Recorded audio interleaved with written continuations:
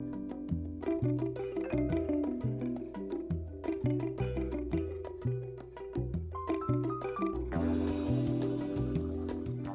noite.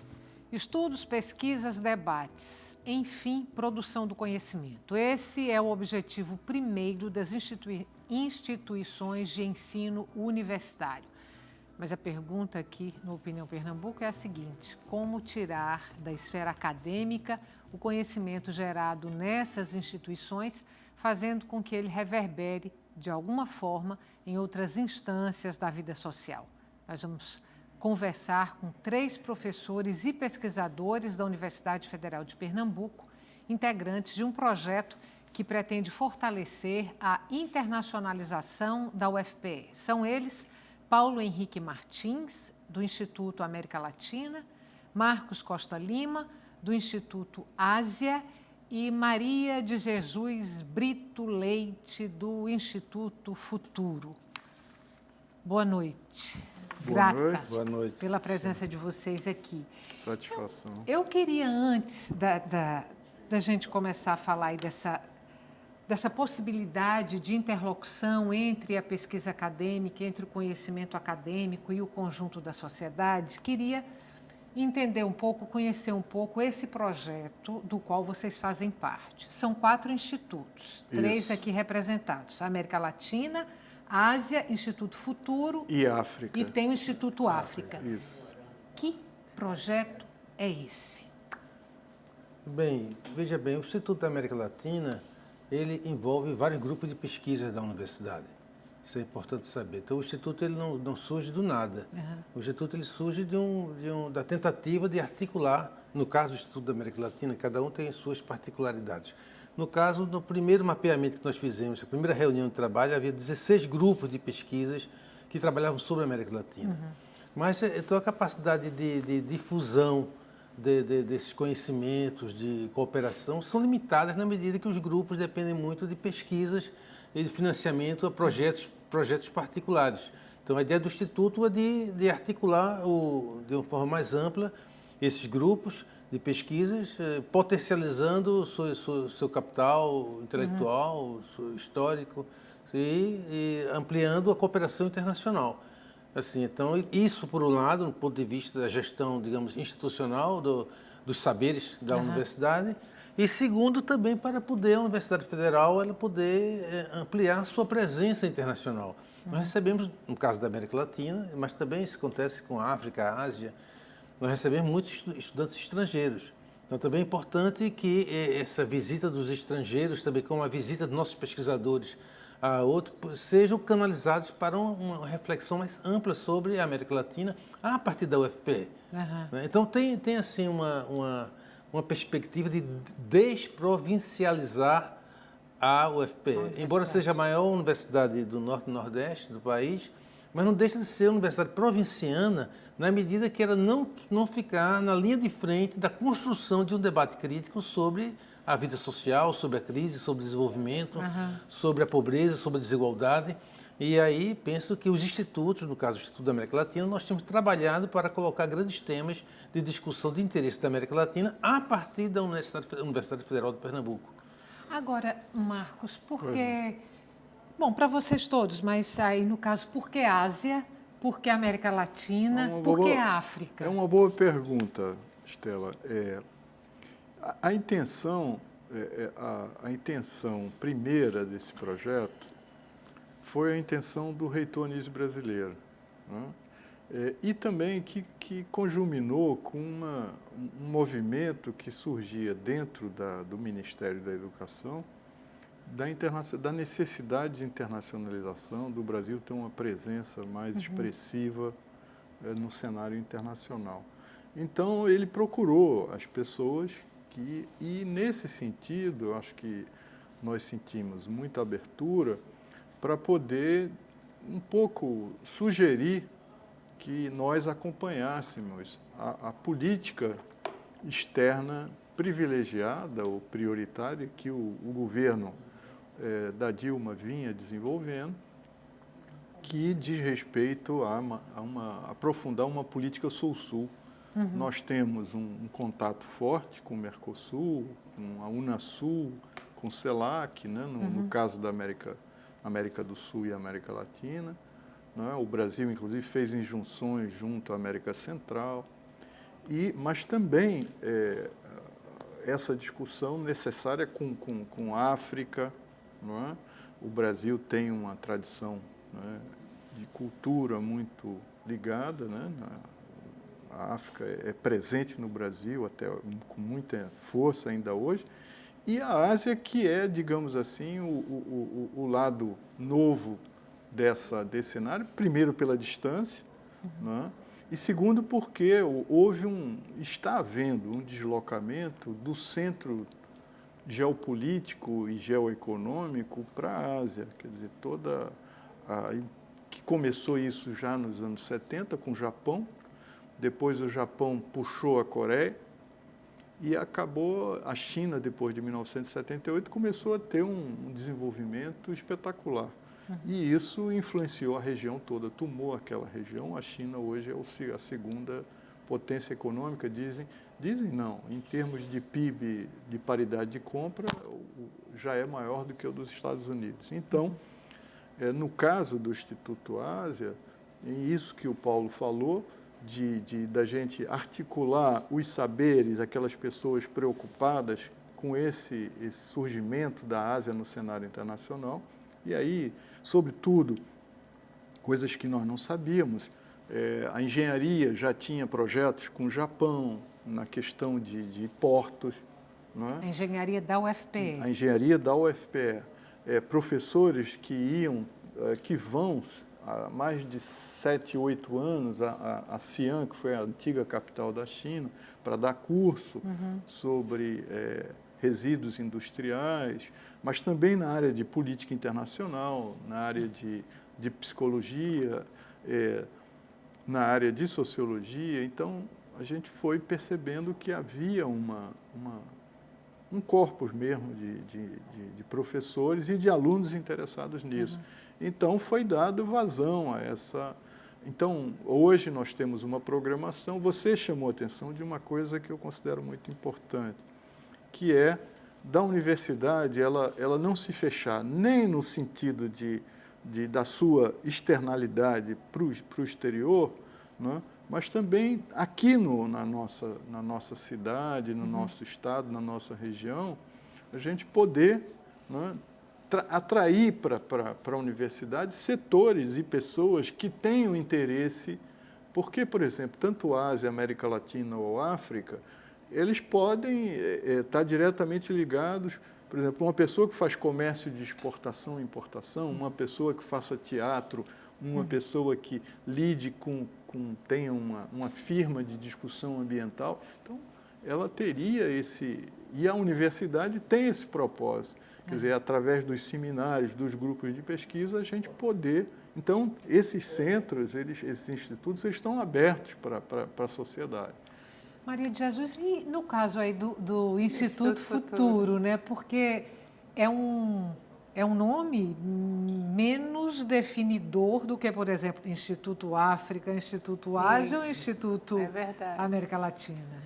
O Instituto Futuro ele foi criado em 2014 e, apesar de ter o nome de Futuro, ele é um instituto de estudos avançados. Foi também nesse mesmo espírito de internacionalização, de ampliar as fronteiras da UFPE, a ideia de criar um Instituto de Estudos Avançados, como a USP tem, e Minas Gerais tem, poucas universidades do Brasil têm o seu Instituto de Estudos Avançados. E, na época, foi a decisão do grupo de, ao invés de chamar Instituto de Estudos Avançados, chamar de Instituto Futuro.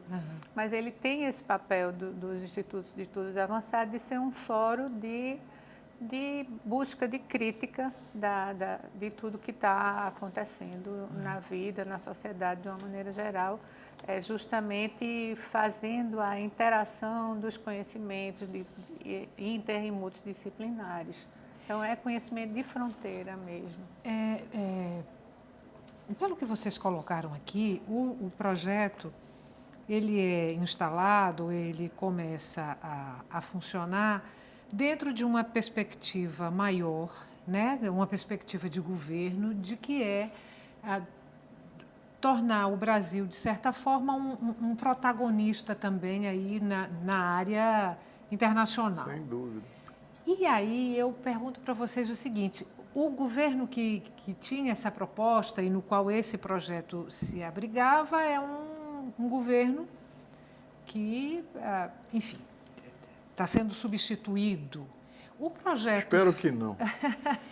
O projeto fica... Se houver essa substituição, se houver uma mudança de governo, e aí uma mudança de plataforma, esse projeto, ele de alguma forma fica esvaziado, fica desidratado, fica ameaçado, ou não, ele sobrevive independente desse contexto macro? Veja bem, falando sobre a América Latina, né? A presença do Brasil na região é uma presença muito importante, né? Independentemente da crise, do que estamos vivenciando na política, na economia, mas o Brasil tem uma presença econômica e uma presença política e uma presença estratégica na região. Em qualquer país que você for visitar, nas fronteiras do Brasil ou na América Central, você vai descobrir um interesse muito grande das pessoas em saber o que passa no Brasil. Então, eu escrevi alguns artigos para a Associação Internacional de Sociologia, por exemplo, porque havia uma demanda muito grande de saber o que estava acontecendo no Brasil. Então, isso nos coloca sempre numa posição, o Brasil naturalmente se coloca, dado o seu peso, o seu PIB, a sua importância histórica, no caso da região, sempre se coloca o desafio de termos que organizar uma estratégia de divulgação e de fomento da construção do conhecimento e da difusão desse conhecimento, não só do ponto de vista das universidades latino-americanas, mas com as áreas de governo também, que têm interesse de alimentar um debate mais complexo, mais completo sobre a geopolítica regional. E também com relação à sociedade civil. Não só a mutação do ponto de vista do sistema político, da organização do Estado, do regime de governo, mas também da sociedade civil. Os movimentos sociais, hoje, eles são movimentos transnacionais. Os movimentos dos camponeses, o movimento dos sem-teto, o movimento das mulheres, o movimento dos indígenas, esses movimentos tendem a se espalhar para além dessas dimensões territoriais nacionais. E, nesse caso, então, o Brasil tem essa importância.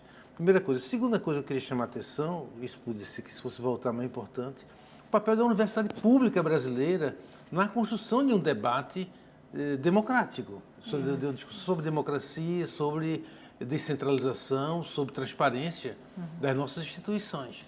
A universidade pública, eu diria que é um dos grandes trunfos que foi conquistado nesse Brasil ao longo do século XX, é a montagem dessa universidade pública. E é ela que tem essa responsabilidade de lançar um debate que não tenha necessariamente um interesse mercadológico. Claro, as universidades privadas têm a obrigação de obter lucros e por aí vão ter que escolher esferas de atuação em marketing, em algumas outras áreas que possam dar retorno financeiro.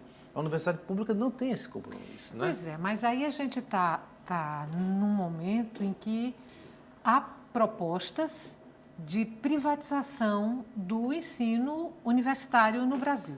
Olha, Estela, o seu questionamento, eu acho que ele foi muito oportuno. Nos preocupa muito hoje, embora as universidades públicas brasileiras, elas tenham autonomia, a sua relativa, evidentemente, porque elas são, não? O recurso vem do governo federal, mas ela tem nos seus estatutos um regime de autonomia. Então, a nossa preocupação com esse processo do impeachment que foi gerado é que está gerando muita incerteza. Eu acho que não só no campo da educação superior, no campo da saúde, né? Se ameaça de cortes de recursos muito pesados, né? Esse governo interino entrou em ação, no caso da educação, fazendo cortes muito radicais e sem maior sensibilidade, tirando bolsa de, por exemplo, um projeto importante para as universidades brasileiras, né, de enviar os estudantes brasileiros justamente nessa dimensão da internacionalização, e isso foi cortado. Ciências Sem Fronteiras. Ciências Sem né? Fronteiras, exatamente. Então, também eu trabalho na área de política internacional. Então, me preocupa muito a atitude que o ministro do Exterior, José Serra, vem tomando, né? Não só com relação ao Mercosul, que historicamente nós sabíamos que ele nunca foi simpático ao Mercosul, mas, de qualquer forma, o Brasil tem compromissos, como o Paulo falou, o Brasil tem compromissos já institucionalizados com seus parceiros aqui na América Latina, na América do Sul. Então, isso é muito grave. Nós estávamos, quer dizer, nós, o Brasil, não é? Antes do impeachment, estávamos numa direção de sem fazer, sem romper, nem sem criar e manter o bom diálogo e a boa negociação com os países ricos, não é? Nós estávamos numa linha muito sul-sul, não é? De buscar um aprofundamento das nossas relações com a Ásia, a China em particular, que passou a ser, antes o nosso principal parceiro econômico era os Estados Unidos, hoje é a China, já há 3 anos. Não é? Então, aprofundando alguns projetos na África, não é? E também com a América Latina. Nesse sentido, nós até os 4 institutos, nós estamos convidando nessa segunda-feira, dia 15, não é? À tarde, às 16 horas, o ex-chanceler Amorim, Celso Amorim, para fazer uma fala, uma palestra. Lá na universidade? Lá na universidade, na Biblioteca Central. Então, por quê? O Brasil, nesses últimos anos, teve um protagonismo internacional que nós nunca tínhamos tido. Não é? Isso foi muito importante. O Brasil saiu de um país grande como o Brasil, importante, da sua pequenez no sentido do trato internacional. Marcos, eu vou te interromper um pouquinho, a gente precisa fazer um intervalo curto. Pois não. E aí, no próximo bloco, Maria de Jesus, eu vou pedir para você falar um pouquinho mais sobre o Instituto Futuro. Nosso intervalo é curto, a gente volta já já.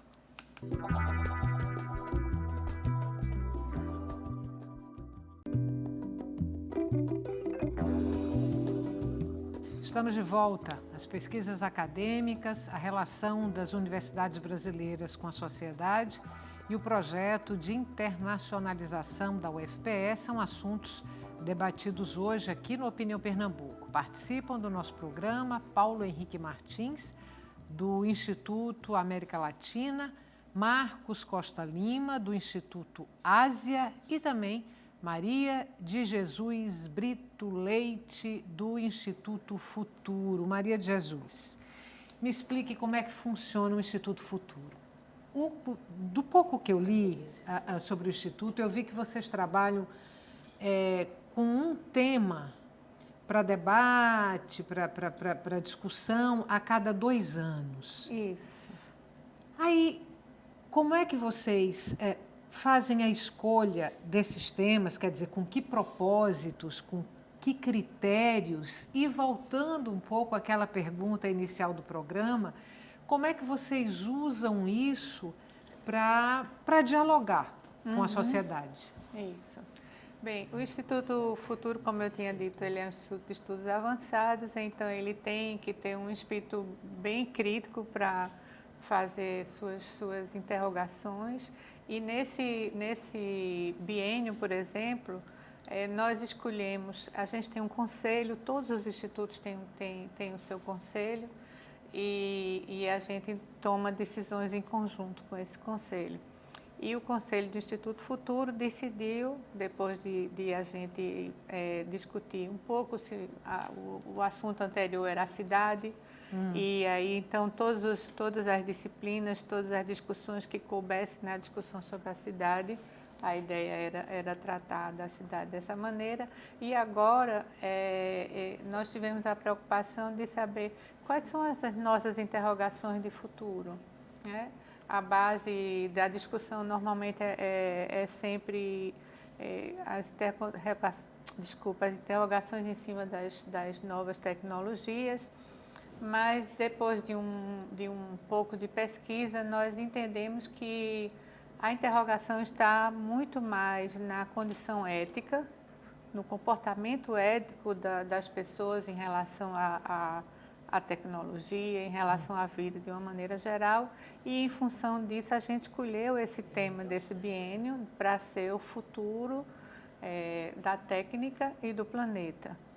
Nós estamos baseados em 2 autores, 2 pensadores que trabalham essa questão multidisciplinar com foco na ética. Um é o italiano Umberto Galimberti. Ele tem um livro publicado no Brasil que se chama Psique e Tecne. E o pensador brasileiro, Lamer Garcia, que é professor lá da Unicamp, que é bastante conhecido. E todos os 2, eles enfocam bastante essa questão da ética e da responsabilidade e da liberdade. Mas aí como é que a sociedade, de um modo geral, vale para vocês 3? Como é que ela participa ou como é que ela pode participar? Porque, claro que há uma interlocução ali com vários segmentos da própria universidade, né?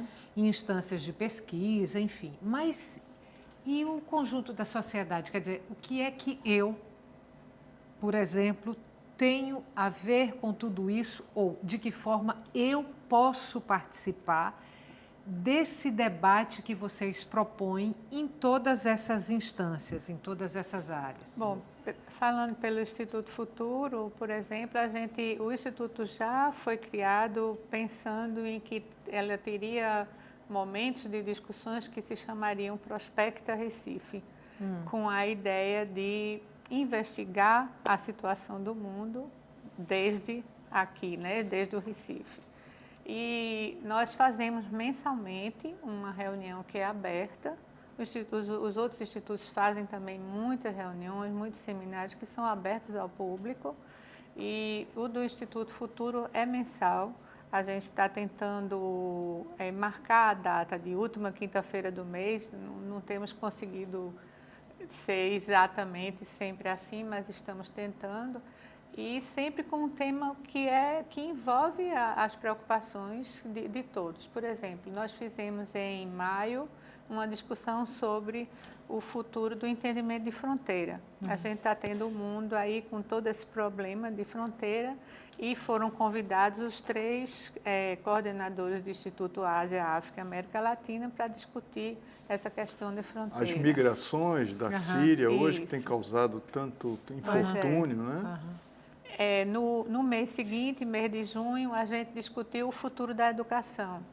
Isso é aberto ao público, a gente ainda não está completamente do jeito que a gente gostaria, mas está tudo muito novo ainda, então precisa de um tempo. O Facebook tem ajudado, o boca a boca, os e-mails, a ajuda da Ascom, a própria Rádio Universitária tem anunciado os nossos encontros e a gente tem tido uma boa assistência, eu espero que aumente. Agora, em agosto, a gente vai discutir o futuro da comunicação.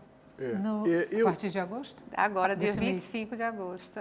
Eu gostaria também de, rapidamente, falar do Instituto África, uma vez que quem é o coordenador do Marco Mondaini é um professor muito competente de serviço social e que tem tem tido um contato muito estreito com Moçambique. Ele viaja regularmente com várias universidades lá.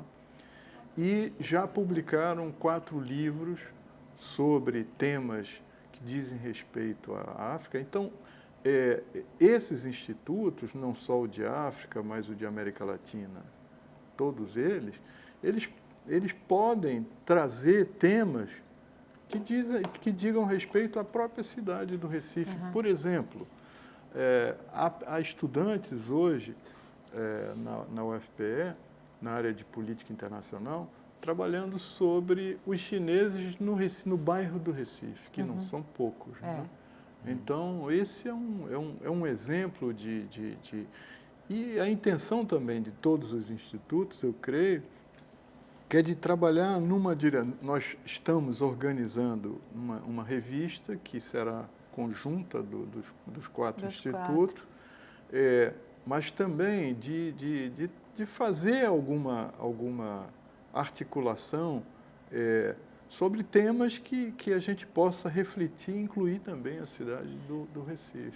Vocês já funcionam como um centro de pesquisa?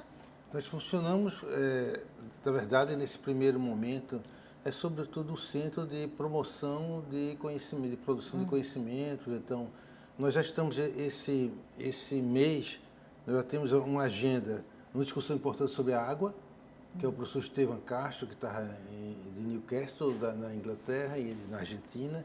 Tem uma rede internacional sobre a América Latina, sobre a questão das águas e meio ambiente. Vai lançar um livro, fazer uma roda de diálogo já esse mês aqui. Temos também um professor da Universidade de Coimbra, que vai trabalhar a questão da saúde pública.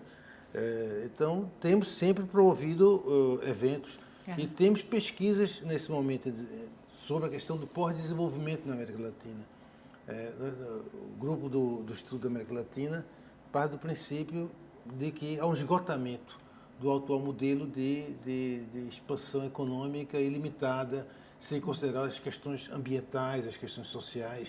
E esse esgotamento dos recursos naturais e sociais leva certamente a um debate mais amplo sobre as perspectivas que existem para a América Latina como um todo. Ou seja, a situação do Brasil, ambiental, social, econômica, não se resolve só no Brasil nesse momento, se resolve pensando no contexto regional latino-americano, também o contexto sul-sul, África, Ásia. Temos que fazer um pensamento mais amplo. Então, eu entendo que um Instituto da América Latina, como os Institutos da Ásia, África, o Instituto do Futuro, eles têm uma dimensão prospectiva.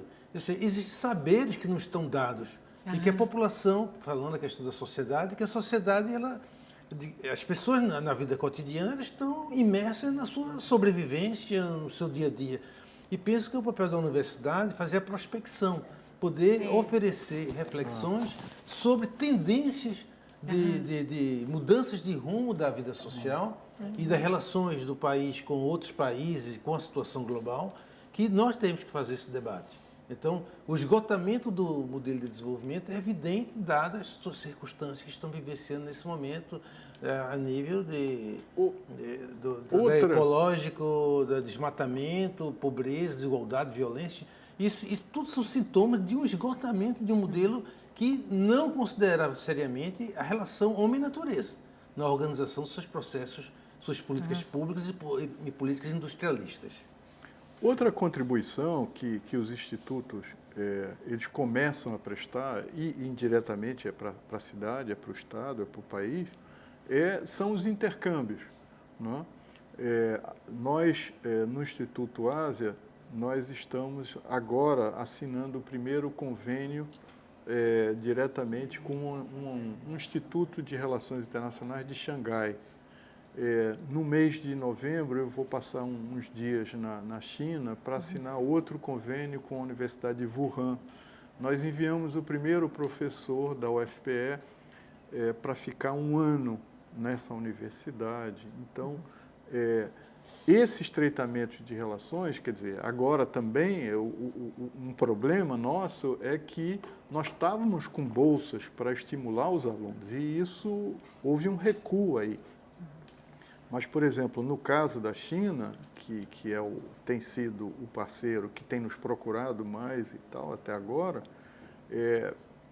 eles têm muito recurso e também de pesquisa, que fazer com que o jovem estudante ele possa sair do Brasil e ter uma visão e escolher como campo de pesquisa, porque quando a gente estuda a Ásia, necessariamente a gente vai estudar as relações da Ásia com o Brasil, a relação da Ásia com a América Latina, com a África. Então, o leque de preocupações dos estudantes é muito interessante, porque tem gente estudando Brasil e África, alguns alunos que já foram para a África conhecer a realidade lá, e no sentido mais aberto, olhar a energia, né? Energia alternativa, olhar a pobreza, olhar a saúde, né?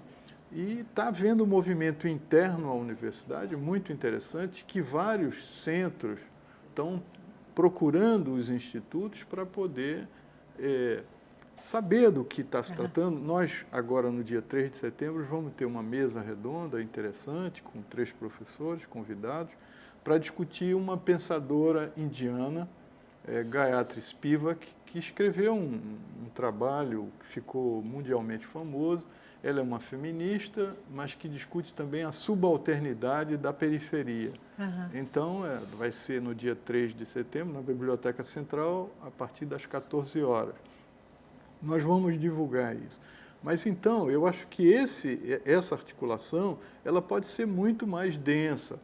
Nós estamos também procurando a FACEP, para ver se a FACEP ela vem junto, apoiar também, dar um suporte a isso, né? São várias ações, então. Exatamente. Muitas. E tem também a preocupação em ser centro de pesquisa mesmo, né? A gente já fez o primeiro desenho de um edital para poder pensar em contar com pesquisadores externos para virem passar um tempo aqui conosco. Como está tudo ainda muito novo, a gente está ainda em processo. Mas tem isso e tem também na raiz dos institutos a preocupação de lidar com a questão da extensão universitária. Isso. Que ainda não está organizado, mas faz parte do roteiro de trabalho nosso. Nessa perspectiva do estudo e da pesquisa, é sempre uma pauta contemporânea ou também há espaço aí para uma angulação mais histórica, por exemplo? Sim. Há, por exemplo, gente na história estudando o pensamento de Confúcio. Então, aparentemente, pode parecer uma coisa esdrúxula, um pensador do século IV a.C., mas hoje ele está sendo revisto na China. Inclusive, os institutos futuros, Confúcio, estão espalhados pelo mundo todo. E agora eu estou com um aluno de doutorado que vai passar um ano na China a convite. Então, quer dizer, isso são temas, como foi a Idade Média na China, ou no Japão, ou na Índia. E mesmo na África, né, Marco? Porque teve aquele encontro em maio do Instituto África, que foi muito rico.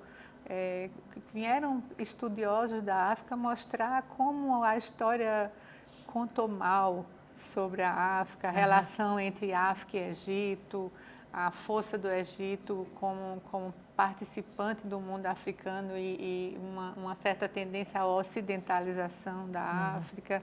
Então, tem muita riqueza histórica aí Isso também. tem muito valor nos estudos pós-coloniais, que nós temos investido muito nos estudos pós-coloniais, e porque se trata de repensar o que foi a América Latina. Na verdade, a própria palavra América Latina é uma construção um pouco esdrúxula, porque América vem de Américo Vespúcio e Latina vem de etnidos colonizadores. Na verdade, você tinha uma região que tinha povos complexos, não? No Peru, no México, e aqui tinha uma série de nações instaladas aqui há muito tempo que não são contempladas quando você fala América Latina. Então, esse trabalho de desconstrução das memórias e reconstrução da diversidade de nações e povos que participam, inclusive os africanos também, não é? Que participam da construção dessa região, como de outras regiões. A mesma coisa com a África. Não é? O Mundaine poderia nos explicar melhor. Não existe a África, né? Você tem várias nações. Então, o sistema de colonização, eles promoveram a violência semântica ao reduzir, uma pluralidade de culturas, entre outras, pluralidade de culturas, a uma unidade semântica com o objetivo, evidentemente, de promover a colonização. Então, desconstruir essas memórias também faz parte de um projeto de libertação dos povos, das próprias regiões que foram colonizadas pelo planeta. Vamos fazer mais um intervalo. A gente volta daqui a pouquinho. Até já.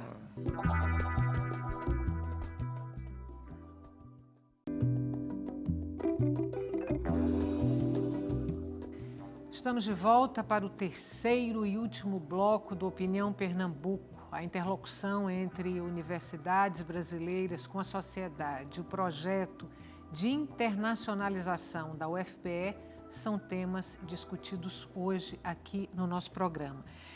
Olha só, Marcos, você quando foi falar do Instituto Ásia, você falou do protagonismo, por exemplo, da China hoje, né? No cenário internacional, principalmente no cenário econômico.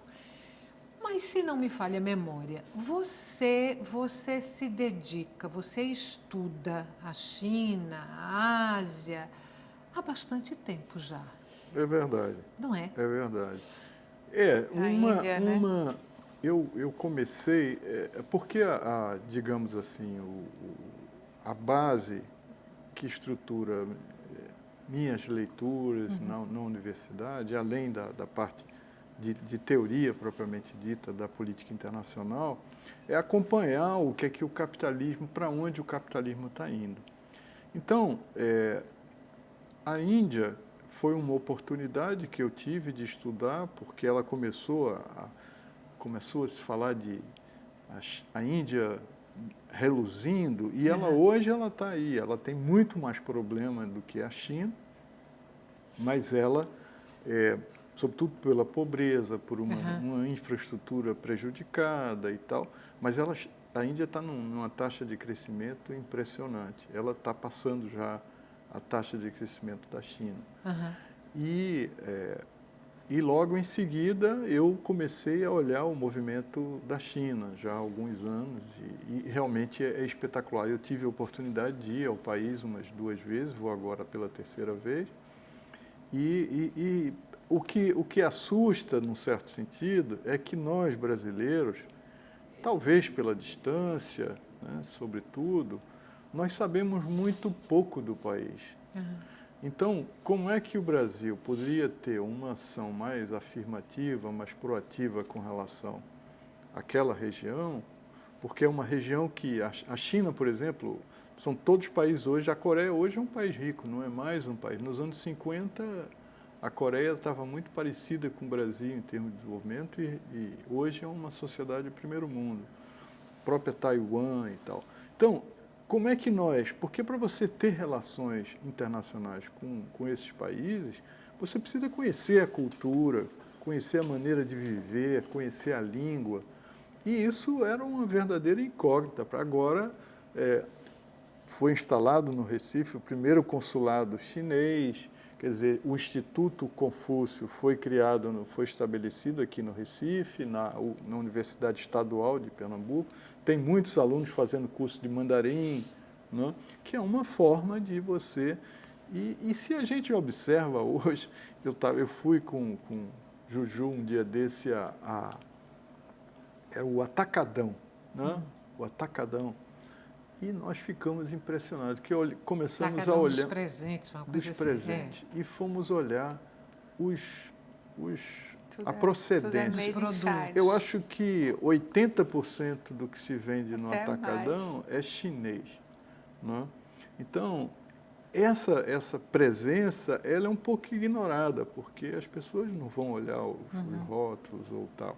Então, acho que também nessa direção, os institutos eles podem prestar um serviço à sociedade, de aproximar esse conhecimento. Né? Eu acho que para o futuro seria interessante passar mais cinema sobre... Não é? Porque nós temos muito... Paulo falou de uma coisa importante aqui, que é sobre essa ideia de pós-colonialismo, que é um movimento internacional que tem pensadores muito fortes na Índia, por exemplo, que criaram uma escola de estudos subalternos. Eles se intitularam de subalternos. E a própria Spivak, ela pergunta, pode o subalterno falar? Quer dizer, nós aqui, a elite brasileira, sobretudo, que é muito conservadora, como é que ela pode abrir a sua arquitetura mental, digamos, no sentido de buscar uma outra matriz e aprofundar essa discussão, porque nós somos muito colonizados ainda. Quer dizer, o que é bom vem dos Estados Unidos, a elite brasileira vai passar férias em Miami, não é? Vai fazer compras em Miami dos enxovais de bebê, quer dizer. Então, eu acho que esse provincianismo, né, dessa elite nacional ela precisa, se a gente quer fazer com que o país avance, a gente precisa caminhar em outras direções e rever todo esse processo. Por exemplo, eu dou aula também na universidade de História do Pensamento Político Brasileiro. E eu estava dizendo aos meus alunos ontem, não é, que comecei pela matriz dos indígenas. E a segunda matriz é a matriz africana. Não é? E esses problemas tão mal resolvidos, isso foi tudo para o esquecimento e para a violência. E isso retorna hoje. Quer dizer, o racismo que nós vivemos hoje no Brasil é fruto dessa trajetória. Não é? Então, a gente, para ter um país mais justo, mais igual, não é? Com oportunidades iguais para todos, ele precisa rever essa sua... Quer dizer, por que se mata tanto jovem negro? Quem mais morre no Brasil hoje são os jovens de 17 a 30 anos que são negros em geral. Não é? Quase 80%. Então, são questões dessa natureza que eu acho que precisam e que é papel desses institutos da gente, não é, rearticular. Deixa eu, então, aproveitar a presença de vocês aqui e colocar uma questão. Vindo aqui para a América Latina, a gente tem visto aí, digamos, movimentos desestabilizadores dos processos democráticos em alguns países latino-americanos. E até aqui... Inclusive no Brasil. Fechando aqui na América do Sul, também não faltam exemplos. Aí a gente tem o próprio Brasil, que hoje está, né, tá nesse momento delicado, nervoso. Tem a Venezuela, tivemos o Paraguai. Argentina, porque tudo a um só tempo. Porque esses movimentos desestabilizadores estão acontecendo no mesmo momento. Bom, eu acho que tem alguns elementos que explicam uma crise internacional mais ampla, desde a questão de 2008, nos Estados Unidos, que você vê essa questão da crescente financiarização da vida econômica, inclusive da vida social. Então, você analisarmos o lucro dos bancos no Brasil hoje, os grandes bancos, há uma aberração com relação à realidade da crise. Quanto maior a crise, maior o lucro. Né? Se discute a questão quanto se gasta com Bolsa Família, quanto se gasta com saúde pública, educação pública, mas não se discute quanto está se pagando de juros aos bancos nesse momento para tentar sanear, para a questão do saneamento da dívida pública. Isso não se fala somente de juros esse ano. Eu creio que é em torno de 600 milhões, alguma coisa assim, não sei as taxas exatas. Eu sei que seria pelo menos 20 vezes mais do que o Bolsa Família, ou 30 vezes mais do que o Bolsa Família. 40%, mais de 42% do orçamento público. Isso não se fala. Não se vê em nenhum dos grandes canais de televisão privada, eu não sei, não podia falar isso no público, discutir essa questão de quem está ganhando dinheiro com essa história. E tem outra questão associada ao que Paulo está colocando, é que a desigualdade internacional, ela se ampliou muito. Há estudos, saíram, né, dos últimos 4 anos, saíram 2 livros muito importantes com relação a isso. O primeiro foi do Prêmio Nobel Stiglitz, né, que ele faz uma análise dos Estados Unidos propriamente dito e mostra como nos Estados Unidos a pobreza ela se aprofundou e hoje nós estamos vendo uma dinâmica política lá muito preocupante, porque esse Donald Trump é maluco, né? Ele, além de maluco, é um milionário que sem ética e tal. Então, o próprio centro do sistema, que são os Estados Unidos, eles estão, hoje, na política internacional, há uma discussão, né, que eles estão perdendo a hegemonia, e no que eles perdem a hegemonia, eles vão buscar, né, mais guerra localizada. Todo o drama que hoje se vive no mundo, no Maghreb, no norte da África, Síria, Líbia, não é? Tem a ver com as intervenções que os Estados Unidos, e depois apoiado pela França, pelas armas da França, da Inglaterra, E acabam surgindo esses movimentos completamente absurdos que são o Estado Islâmico. Então, tudo isso tem a ver com essa desigualdade que acaba chegando na periferia. Acabou. Acabou. Acabou. Bom. A gente continua essa conversa numa outra oportunidade. Perfeito. Muito obrigada mais uma Nós vez. é que Obrigada, agradecemos, presença de Estela. vocês aqui. Obrigada pela oportunidade. Para você que está em casa, muito obrigada pela companhia até agora. O Opinião Pernambuco volta amanhã.